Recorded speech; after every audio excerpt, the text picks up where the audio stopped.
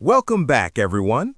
In today's video, how to upload audio files to Google Drive so you can access them anytime, anywhere. To get started, open Google in your browser and make sure you're logged in to your account.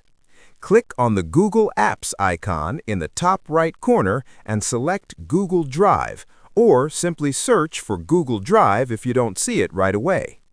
Once Drive opens, double-check that you're signed in by looking at the email shown in the top right corner. Next, click the New button on the left side.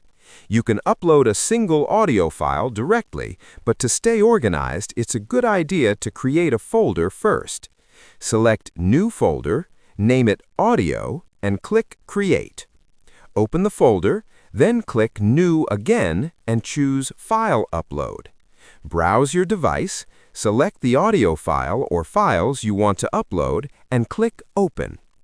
You'll see the upload progress in the bottom right corner, and once it's finished, your audio files will be safely stored in Google Drive and ready to use whenever you need them.